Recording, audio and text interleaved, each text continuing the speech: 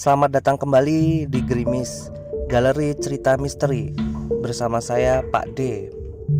Sebelumnya Pak D mau mengucapkan banyak terima kasih karena udah mampir lagi ke channelnya Pak D. Di kisah Gerimis kali ini Pak D akan bercerita tentang pocong.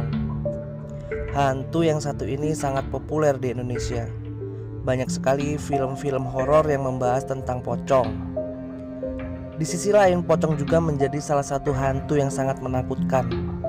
Tidak sedikit orang yang bergidik ngeri saat mendengar kata pocong. Tapi bagaimana sebenarnya pocong ini muncul di negeri kita? Dilansir dari beberapa sumber bahwa pocong ini berasal dari perwujudan hantu dari mayat yang dikubur dan tali kain kafannya lupa dilepas. Namun dilansir dari berbagai sumber, ada sebuah kisah nyata yang menceritakan sejarah pocong muncul di Indonesia. Kisah ini berawal dari seorang anak laki-laki yang bernama Duloh.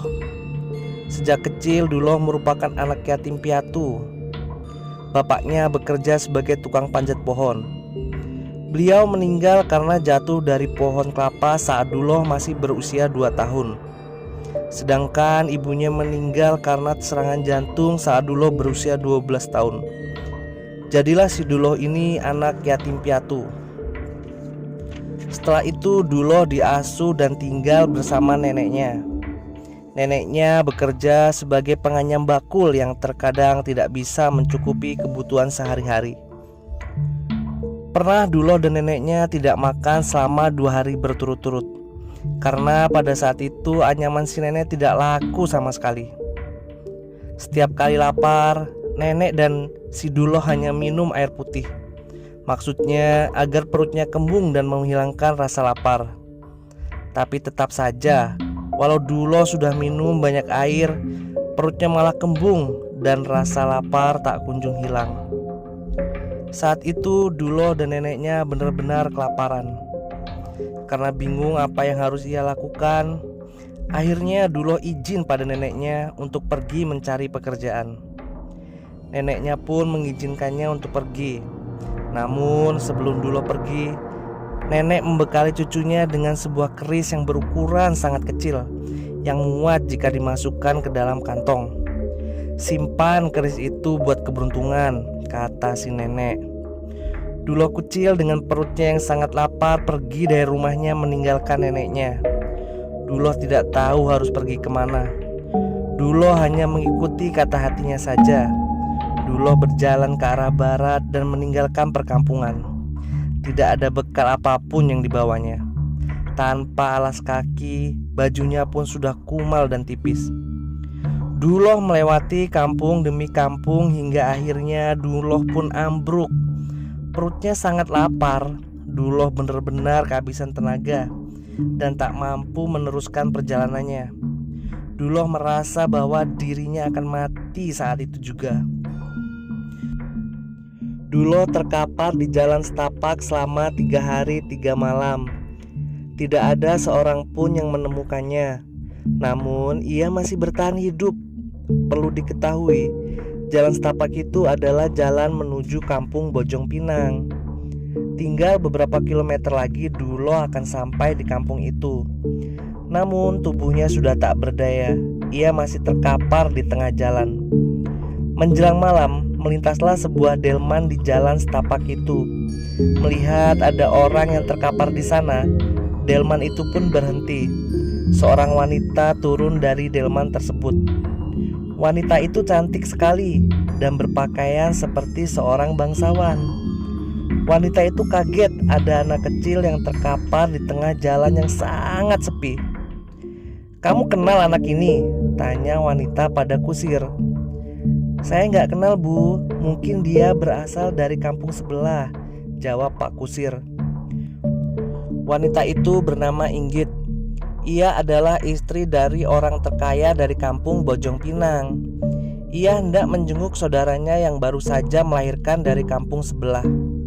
Namun melihat ada anak kecil yang terkapar di tengah jalan, Inggit benar-benar kasihan. Inggit memperhatikan anak itu dan ternyata Duloh masih hidup. Kedua matanya masih berkedip, tapi Duloh tidak bisa mengucapkan sepatah kata pun. "Kamu dari mana, Nak?" tanya Inggit. Dia jongkok sambil menatap wajah Duloh. Duloh hanya bisa menjawab dengan bahasa isyarat.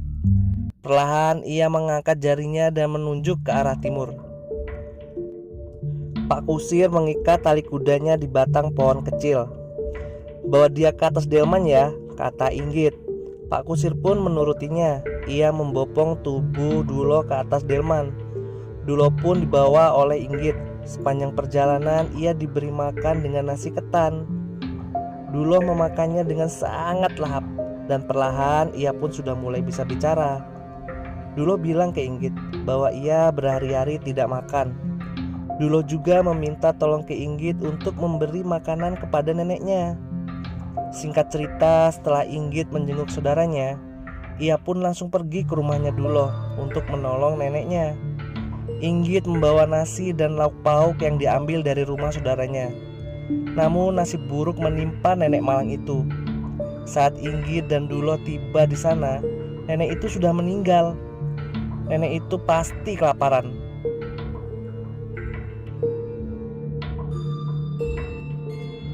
Di desa Duloh memang sedang dalam keadaan paceklik.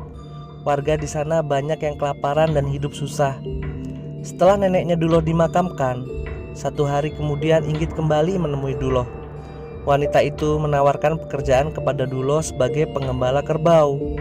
Kebetulan kerbau milik keluarga Inggit cukup banyak dan ia butuh tambahan pengembala.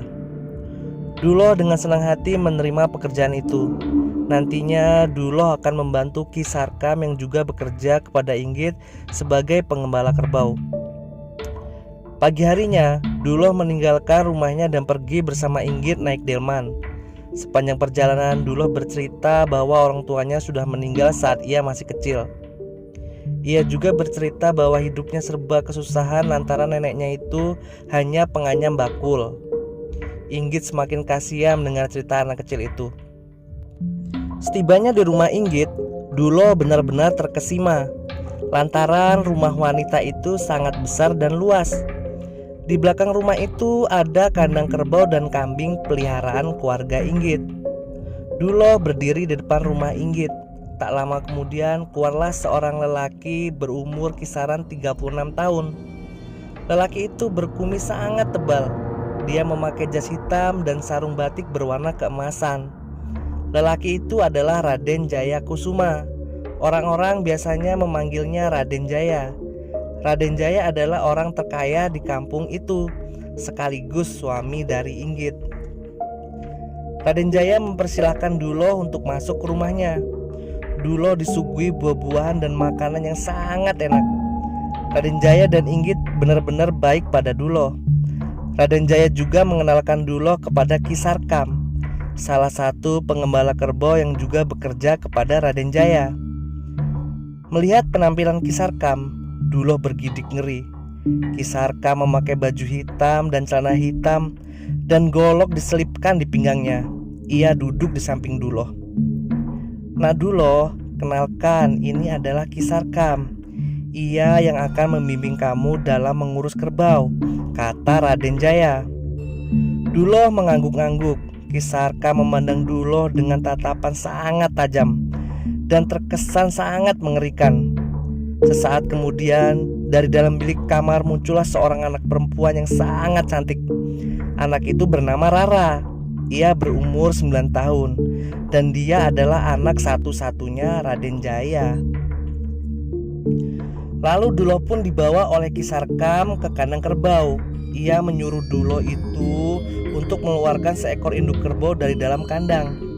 Ragu-ragu Duloh memegang tali kerbau itu, lalu menyeretnya keluar kandang. Sebenarnya Duloh masih takut dalam mengurus kerbau. Ia takut diseruduk. "Kau bawa kerbau itu ke sana," suruh Ki Sarkam sambil menunjuk jalan setapak. Duloh pun mengangguk saja. Perlahan ia bawa kerbau itu ke jalan setapak, sedangkan Ki Sarkam mengikutinya dari belakang.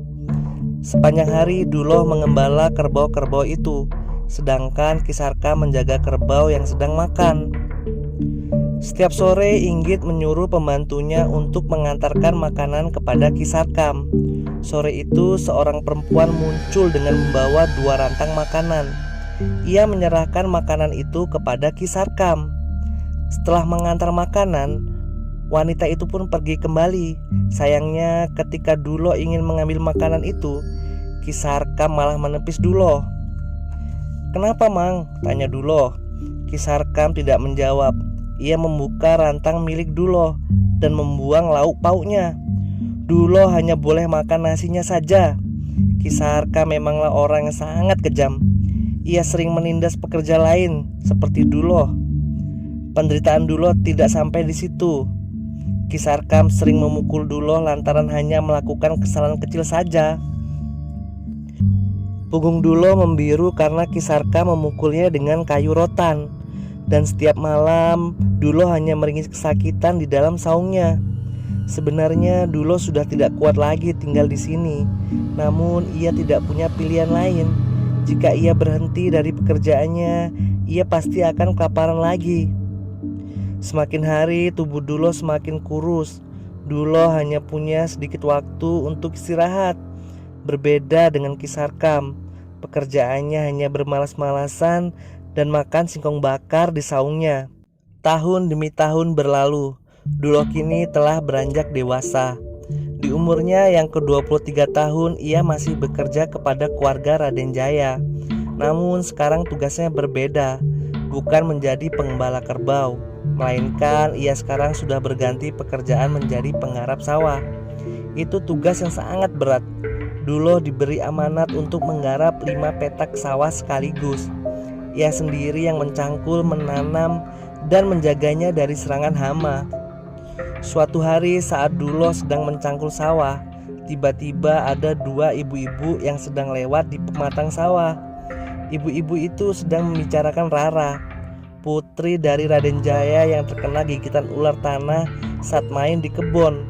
Dulo kaget. Ia segera meletakkan cangkulnya di saung dan pergi menjenguk Rara. Setibanya di sana, Dulo melihat Rara terkapar di atas tempat tidurnya sambil meringis kesakitan. Ada bekas gigitan ular yang ada di pergelangan kaki kanannya dan sudah membiru. Saat itu belum ada dokter. Raden Jaya mengobati putrinya dengan obat-obatan tradisional, dan dia memanggil tabib untuk menyembuhkan Rara. Inggit menangisi putri satu-satunya itu. Ia takut jika putrinya meninggal karena tak sedikit orang di kampungnya meninggal karena gigitan ular tanah. Dulo bingung apa yang harus ia perbuat. Dia tak mempunyai ilmu apapun untuk mengobati Rara. Akhirnya Dulo hanya bisa membantu ala kadarnya saja, seperti mencarikan dedaunan yang diminta oleh tabib. Satu hari berlalu. Kondisi Rara semakin parah. Lukanya semakin membusuk. Muncul benjolan yang bernanah di kakinya. Tubuh Rara juga semakin lemas. Wajahnya pucat. Dulo kasihan melihat kondisi Rara. Seketika ia teringat dengan keris kecil yang dulu pernah diberikan oleh neneknya. "Raden, mohon maaf, bolehkah saya untuk mengobati Rara?" tanya Dulo dengan sangat sopan. "Memangnya kamu bisa mengobati orang sakit?" tanya Raden Jaya. "Saya akan coba, Raden. Mohon izin dari Raden," kata Dulo sambil menunduk. Raden Jaya pun mengizinkan Dulo. Lalu Dulo mengeluarkan keris dari dalam kantongnya, lalu menempelkan kerisnya ke dalam lukanya Rara. Ajaibnya, luka itu langsung tertutup dan kering saat itu juga. Semua orang di sana benar-benar kaget melihat kesaktian keris yang dimiliki oleh Dulo. "Kamu dapat keris itu dari mana, Nak?" tanya Inggit. "Ini pemberian nenek saya dulu," jawab Dulo. Dulo tidak menyangka jika kerisnya itu sangat sakti. Beberapa hari kemudian Rara akhirnya sembuh total. Lukanya melupas, dia bisa berjalan seperti sedia kala. Setelah melihat kesaktian keris yang dimiliki oleh Dulo, Raden Jaya ingin membeli keris itu dengan harga yang sangat mahal. Tapi dengan sangat sopan Dulo menolaknya. Ia bilang bahwa keris itu adalah kenang-kenangan dari neneknya. Penolakan itu pun tidak membuat Raden Jaya marah. Ia malah semakin sayang kepada Dulo. Istilahnya, Dulo sekarang itu dianak emaskan oleh Raden Jaya. Saung tempat tinggal Dulo diperbagus. Makanan yang diantarkan kepada Dulo juga beda dengan pekerja lain.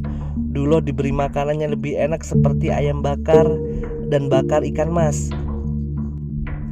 Perlakuan istimewa yang dilakukan Raden Jaya kepada Duloh membuat Ki Sarkam iri kepada si Duloh. Walau sudah tua, rasa iri dan dengki yang dimiliki oleh Ki Sarkam tidak kunjung hilang. Ia juga selalu menindas para pekerja yang lemah, tapi tidak satupun yang berani melaporkan tindakan Ki Sarkam kepada Raden Jaya, karena mereka takut akan ancaman Ki Sarkam. Ki Sarkam tertarik pada keris kecil yang dimiliki oleh si Duloh. Ia ingin memiliki keris itu. Maka tengah malam saat Duloh sedang tidur di saungnya, Ki Sarkam mengendap-endap masuk dan mencari kerisnya Duloh. Sebelum Ki Sarkam mengambil keris itu, Duloh bangun dan Duloh menendang lelaki tua itu keluar dari saungnya. Tak terima ditendang, Ki Sarkam lalu mengambil goloknya dan langsung menebas leher Duloh. Tenggorokan Duloh putus, darahnya mengalir kemana-mana, dan seketika Duloh pun tewas begitu saja. Terburu-buru Ki Sarkam mengambil keris kecil yang ada di dalam saku Duloh. Untuk menghilangkan jejak, Ki Sarkam mengubur jasad Duloh di belakang saung. Agar tidak terendus oleh orang lain, setelah Duloh dikuburkan, tanahnya diratakan dan ditimpa menggunakan kayu bakar. Ki Sarkam juga membersihkan bercak darah yang ada di saungnya Duloh. Pembunuhan itu tidak meninggalkan jejak sama sekali. Keesokan harinya, saat pembantu Inggit ingin mengantarkan makanan untuk Duloh, ia heran mengapa Duloh tidak ada di saungnya. Pembantu itu pun melaporkan kejadian itu kepada Raden Jaya. Raden Jaya lalu memanggil Ki Sarkam. Saat itu Ki Sarkam pura-pura tidak tahu. "Aneh sekali, tidak biasanya Duloh bersikap seperti ini," ujar Inggit. "Dari kemarin saya di kandang, Bu, dan tidak melihat si Duloh," kata Ki Sarkam. Ia pintar sekali menyembunyikan kepanikannya itu. "Aneh, kemana ya?" kata Raden Jaya. Saat semuanya lagi bingung, tiba-tiba muncullah seorang lelaki dari pintu rumahnya Raden Jaya. "Raden cari saya," kata laki-laki itu. Ketika Raden Jaya menoleh ke arah pintu, ternyata laki-laki yang datang itu adalah si Duloh. Ia tampak sehat walafiat. Duloh tersenyum sopan sambil mendekat ke arah Raden Jaya. "Wah, aku kira kamu pergi kemana, Duloh?" kata Raden Jaya. Ki Sarkam benar-benar terkejut saat melihat Duloh muncul. Ia bingung mengapa Duloh masih hidup, padahal jelas-jelas tadi malam Ki Sarkam sudah berhasil membunuh pemuda itu. "Maaf Raden, tadi saya sedang di sungai buang air besar," jawab Duloh. Ki Sarkam lalu meraba-raba saku celananya, dan ternyata keris kecil yang ia curi semalam sudah menghilang. Keris itu pindah ke tangan si Duloh.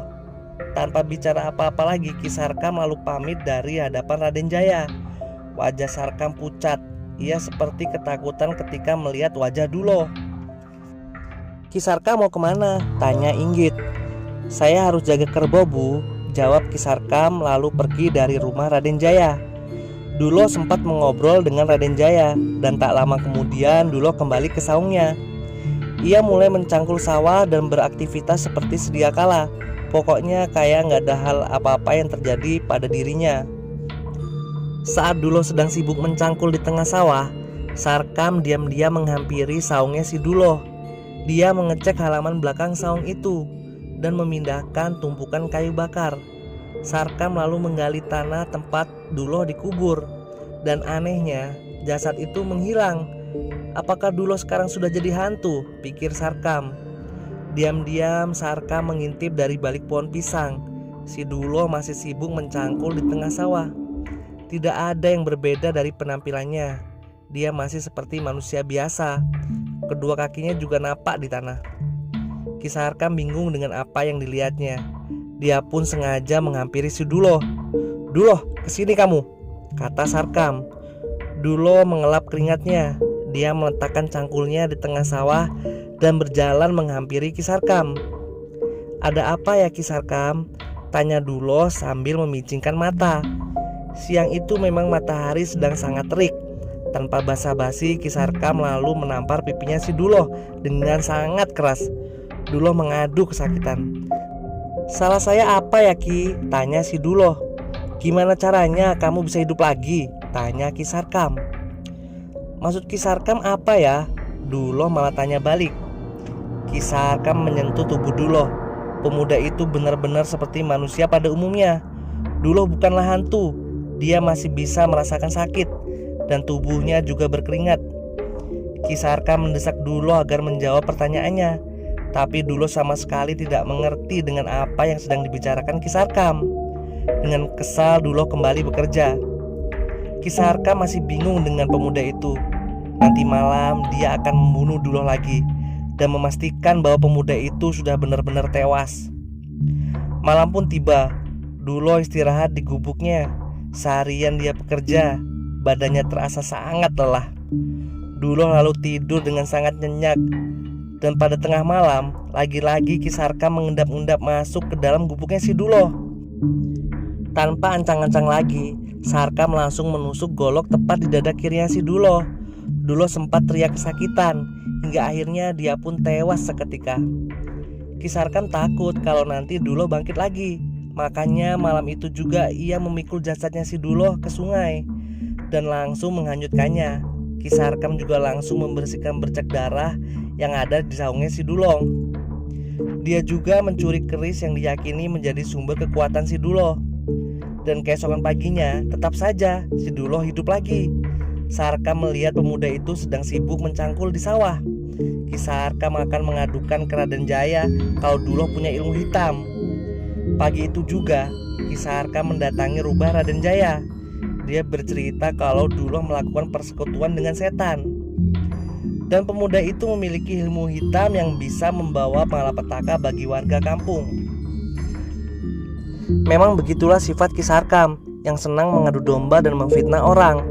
Sayangnya Inggit dan Raden Jaya langsung percaya saja dengan apa yang dikatakan Ki Sarkam. Lain halnya dengan Rara, gak percaya sama sekali dengan kesaksian Ki Sarkam ini. Duloh pun dipanggil. Dia ditanyai oleh Raden Jaya soal ilmu hitam. Duloh malah bingung kenapa tiba-tiba dia dituduh punya ilmu hitam. "Ayo ngaku saja kau," bentak Sarkam. Dia sangat kesal pada pemuda itu. "Saya tidak punya ilmu apa-apa Ki Sarkam. Saya hanya seorang kuli cangkul," jawab Duloh ketakutan. Raden Jaya angkat bicara. "Sarkam, apakah kamu punya bukti kalau Duloh penganut ilmu hitam?" tanya Raden Jaya. "Raden, dia bisa sembuh dari lukanya dengan sangat cepat. Apalagi namanya kalau bukan ilmu hitam. Kita lukai saja si Duloh. Kita buktikan kalau dia memang bisa menyembuhkan lukanya dengan sangat cepat," jawab Ki Sarkam. "Jangan, apa-apaan ini? Ayah jangan mau diadu domba seperti ini," kata Rara sambil memegang lengan Raden Jaya. "Ya sudah, Duloh, silakan kamu kerja lagi ya," kata Raden Jaya. Benar kata si Rara, Ki Sarkam tidak punya bukti yang kuat kalau Duloh penganut ilmu hitam. Dan gak mungkin Raden Jaya tiba-tiba melukai anak laki-laki itu. "Raden, nanti saya akan buktikan kalau Duloh punya ilmu hitam yang sangat membahayakan warga kampung," ujar Ki Sarkam. "Hah, tidak perlu. Saya yakin Duloh bersih dari hal-hal seperti itu. Lebih baik sekarang kamu urusi saja kerbau-kerbau ke sana," kata Raden Jaya. Sarkam tidak bisa berargumen lagi. Dia pergi dari hadapan Raden Jaya dengan perasaan yang sangat kesal. Dan soal keris kecil yang dicuri Ki Sarkam semalam, keris itu juga udah raib berpindah tangan ke si Duloh. Berkali-kali Ki Sarkam berusaha membuktikan kalau Duloh punya ilmu hitam, tapi dia selalu gagal. Dia bingung bagaimana lagi caranya untuk melenyapkan si Duloh. Tahun berganti tahun, siapa sangka kalau ternyata Rara menyimpan rasa cinta ke si Duloh. Tapi jelas Raden Jaya dan Inggit tidak merestui cinta mereka. Apa kata warga nanti kalau mereka tahu anaknya menikah dengan seorang kuli cangkul? Raden Jaya takut kalau Rara berbuat yang tidak-tidak. Makanya dia langsung menikahkan Rara dengan seorang juragan kaya asal Lampung. Lelaki itu bernama Sangiang. Dia pemuda yang sangat tampan dan sangat cocok kalau bersanding dengan Rara. Ya mau tidak mau Rara harus mematuhi kemauan kedua orang tuanya itu. Dan nasib Duloh tetap menjadi tukang cangkul sawah. Raden Jaya menggelar pesta besar. Dia menyembelih 5 kerbau. Hajat digelar 7 hari 7 malam tanpa henti. Tapi sebenarnya Rara masih menyimpan rasa ke si Duloh. Dia menunggu lelaki itu di pesta pernikahannya. Tapi Duloh tidak kunjung datang. Rara tidak tahu kalau si Duloh memang dilarang datang ke pesta itu oleh Raden Jaya. 1 bulan kemudian, Rara malah makin cinta pada si Duloh. Dia sudah berusaha melupakan laki-laki itu, tapi tidak bisa. Padahal Rara sudah mempunyai suami yang sah. Begitupun dengan Duloh, dia sama sekali tidak bisa melupakan Rara. Tapi gak banyak yang bisa Duloh perbuat. Setiap malam Duloh hanya bisa melamun di depan saungnya, meratapi nasibnya yang sangat malang itu. Berbeda dengan Rara, dia sudah tidak bisa menahan cintanya pada Duloh. Maka tengah malam di saat suaminya sudah tidur, Rara mengendap-endap keluar dari kamarnya. Malam itu juga dengan membawa obor, Rara lari ke sawah untuk mendatangi Duloh yang saat itu sedang melamun di depan saungnya. Rara memeluk Duloh dengan sangat erat. Mereka berciuman dan bersetubuh di saung itu. Mereka berdua tidak menyadari kalau diam-diam Sarkam mengintip mereka dari celah bilik. Buru-buru Ki Sarkam lari ke rumah Raden Jaya untuk melaporkan kejadian yang dia lihatnya. Raden Jaya dan Sangyang benar-benar murka dengan kabar itu. Mereka pun membangunkan penduduk kampung untuk mengepung si Duloh. Malam itu puluhan penduduk berbondong-bondong pergi ke sawah untuk mengepung si Duloh. Saat warga tiba di sana, ternyata Duloh dan Rara masih dalam keadaan telanjang bulat. Buru-buru Rara menyelimuti tubuhnya dengan sebuah kain, sedangkan Duloh tidak sempat mengenakan pakaiannya. Dia diseret oleh warga dalam keadaan telanjang bulat. Lalu si Duloh ini langsung dipukuli oleh warga. Duloh sekarat, namun Sarkam langsung menghabisi nyawa pemuda itu dengan sebuah batu yang dia hantam ke kepala si Duloh. Dia sudah mati, kata Raden Jaya. Inggit sebenarnya kasihan pada si Duloh, tapi dia tidak bisa berbuat apa-apa dan hanya bisa menyaksikan penderitaan si Duloh. Raden, Duloh ini bisa hidup lagi. Dia punya ilmu hitam, ujar Ki Sarkam. Hah, maksud kamu? Tanya Raden Jaya dengan wajah terheran-heran. Kita lihat saja besok, Duloh pasti hidup lagi, kata Ki Sarkam. Untuk mencari tahu kebenarannya, jenazah Duloh pun tidak dikuburkan, tapi hanya dibaringkan saja di depan rumah Raden Jaya. Saat itu Rara menangis nelangsa. Menjelang subuh, warga digegerkan dengan apa yang mereka lihat. Jenazah Duloh hidup kembali. Semua lukanya juga sembuh secara misterius. Dia punya ilmu Pancasona, kata Raden Jaya. Iya, Duloh memang punya ilmu Pancasona. Dia tidak pernah mempelajari ilmu itu, tapi ilmu Pancasona itu secara alamiah Duloh dapatkan dari nenek moyangnya yang hidup ratusan tahun lalu. Dan hanya Duloh lah yang menjadi pewaris tunggal ilmu Pancasona itu. Sebenarnya Duloh sudah meninggal berkali-kali, bahkan saat ia kelaparan di jalan setapak itu. Duloh kecil sebenarnya sudah mati, tapi dengan adanya ilmu Pancasona, dia berhasil hidup lagi. Duloh juga sudah meninggal saat dia disiksa Sarkam di saat dia masih kecil. Karena si Duloh beberapa kali mendapat pukulan yang sangat keras di bagian dadanya. Tapi kemudian dia hidup kembali karena ia punya ilmu warisan, yaitu ilmu Pancasona. Kebetulan di kampung itu ada seorang dukun yang mengerti tentang ilmu Pancasona. Raden, kita buang saja si Duloh ini ke lembah, kata si dukun. Di kampung itu memang ada sebuah lembah yang sangat curam dan dalam. Kalau ada yang masuk ke dalam lembah itu, dijamin tidak akan pernah bisa keluar lagi dari sana. Duloh pun diseret oleh warga menuju lembah mengerikan itu. Sementara Rara menangis sejadi-jadinya. Dia memohon pada ayahnya agar Duloh tidak dibuang ke lembah. Tapi Raden Jaya sudah gelap hati. Dia akan tetap membuang Duloh ke lembah itu. Sebelum Duloh dibuang ke lembah, Raden Jaya menyuruh warga untuk membungkus Duloh dengan kain putih, lalu mengikat seluruh tubuhnya agar nanti pas Duloh sudah ada di dasar lembah, dia tidak bisa berkutik lagi. Selain dibungkus menggunakan kain warna putih, dukun di kampung itu juga menancapkan keris yang sangat panjang di perutnya si Duloh.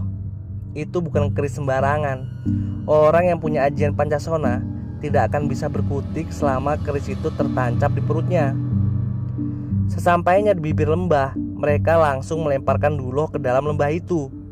Gak lama setelah Duloh dilemparkan, entah apa yang ada di dalam pikiran si Rara, dia malah menjatuhkan dirinya sendiri ke dalam lembah itu.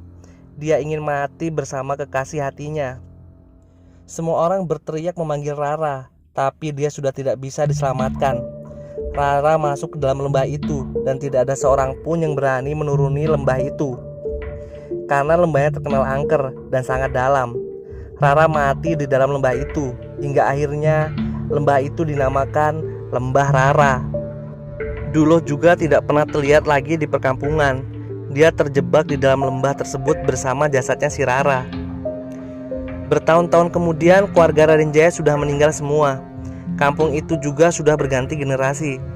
Lembah Rara yang dulu menjadi tempat pembuangan Duloh semakin kesini semakin dangkal karena kian tertimbun oleh tanah. Suatu hari ada laki-laki parubaya yang turun ke lembah itu untuk ngarit rumput. Dia harus memberi makan kambing-kambingnya. Kebetulan stok rumput di kebun sudah habis. Dia melihat di dasar jurang banyak sekali tumbuhan dan rumput liar di sana. Awalnya dia tidak menemukan keanehan apapun. Namun tak lama kemudian ia mendengar suara erangan seseorang. Lelaki itu kaget, nafasnya terengah-engah. Dia heran suara apa tadi. Karena penasaran, dia mendekati sumber suara itu. Suaranya seperti ada di dalam tanah. Buru-buru dia menggali tanah itu. Dan untung saja tidak terlalu dalam. Setelah berhasil menggali tanah itu, dia melihat sesosok manusia yang dibungkus menggunakan kain putih. Bukan hanya itu saja, lelaki itu juga melihat ada keris yang tertancap di tubuh sosok manusia itu. Lelaki parubaya itu menyangka kalau manusia yang ia temukan adalah korban pembunuhan yang masih bertahan hidup. Dia malah mencabut keris yang menancap di tubuhnya si Duloh. Seketika saja Duloh terbang ke langit sambil tertawa terbahak-bahak. Duloh sudah bukan manusia lagi. Tubuhnya dipenuhi oleh energi makhluk goib yang sangat jahat. Dia pun gentayangan dengan masih menggunakan kain putih itu. Duloh menghantui warga kampung. Dan semenjak saat itulah dikenal hantu bernama Pocong. Biasanya warga kampung menelan beras yang sudah dibacakan mantra agar terhindar dari gangguan pocong. Selesai. Begitulah kisah dari asal-usul kemunculan pocong di Nusantara. Tidak ada yang tahu persis kisah ini terjadi tahun berapa. Menurut Pak D sendiri, memang makhluk goib adalah jelmaan jin yang suka mengadu domba manusia, termasuk pocong. Pocong juga sama, dia adalah jelmaan jin jahat. Kalau menurut kalian bagaimana? Tulis pendapat kalian di kolom komentar ya. Jangan kebanyakan melamun. Nantikan galeri cerita misteri selanjutnya.